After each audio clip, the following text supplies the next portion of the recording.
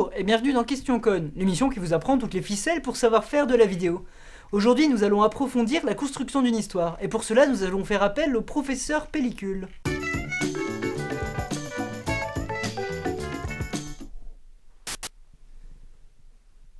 Je m'en occupe.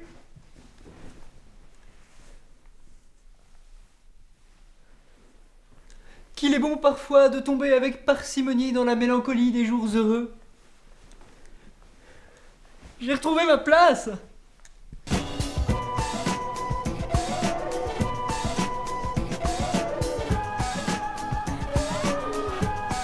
Vous savez déjà comment construire une histoire dans les grandes lignes.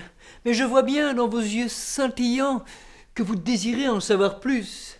Alors, jeunes érudits, assoiffés de connaissances, nous allons voir d'abord la différence entre surprise et ironie dramatique. Et pour cela, rien ne vaut un exemple. C'est bon, je m'en occupe. Hé, robot buveur de thé, j'ai un cadeau pour toi. Ah bah, c'est très gentil.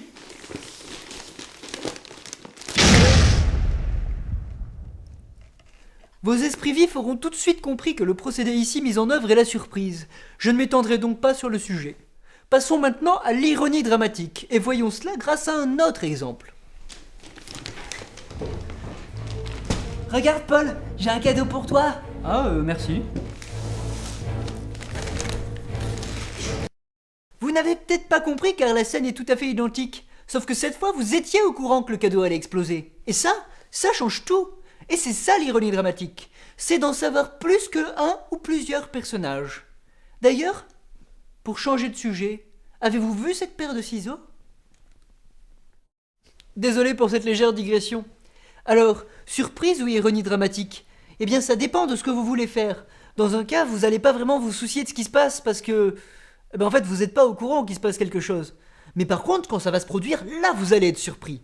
Dans un autre cas, vous n'allez pas être surpris puisque vous êtes au courant de ce qui se trame. Mais par contre, cela va créer du suspense. Vous allez vous dire, est-ce que Paul va échapper à cette explosion ? Votre personnage traverse un obstacle. Il va falloir qu'il le franchisse. Mais ça, il ne peut pas le faire n'importe comment.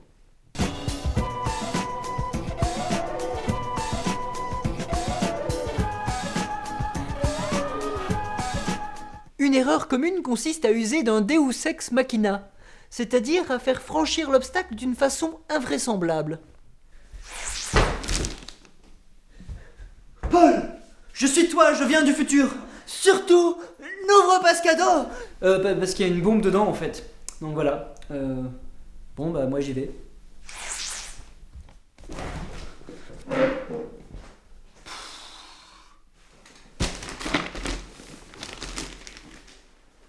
Vous admettrez que c'était assez invraisemblable.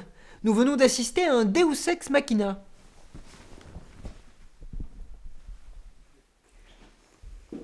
Par contre, cela n'en aurait pas été un si nous avions déjà évoqué des voyages dans le temps dans Question Con.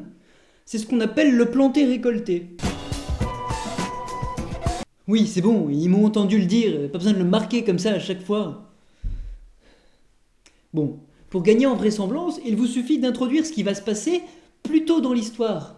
En quoi cela consiste-t-il ?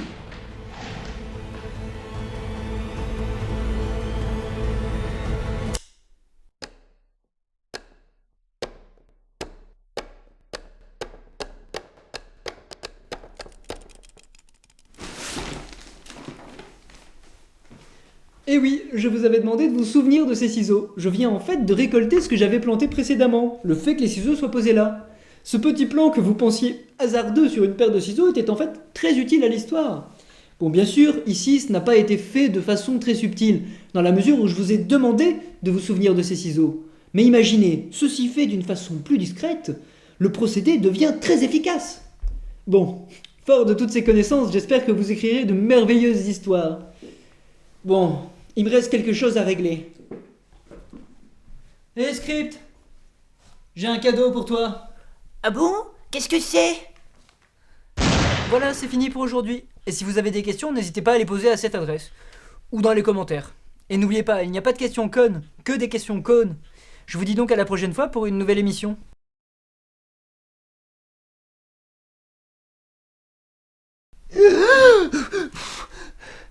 Ah non, c'était qu'un rêve. Pff, j'ai vraiment cru que je m'étais fait tirer dessus. Ah, mais je me suis vraiment fait tirer dessus. Ah non, ça fait mal. Non, putain. Mais quoique, c'est pas plus mal en fait, parce que c'est quand même un énorme Deus Ex Machina, le coup du mec comme ça, il se réveille, en fait, tout ça c'était qu'un rêve, il s'est pas vraiment fait tirer dessus. Il y a certains réalisateurs qui considèrent que c'est une énorme erreur scénaristique. En fait, ça fait vraiment mal. Je crois que je vais me réévanouir, à plus tard.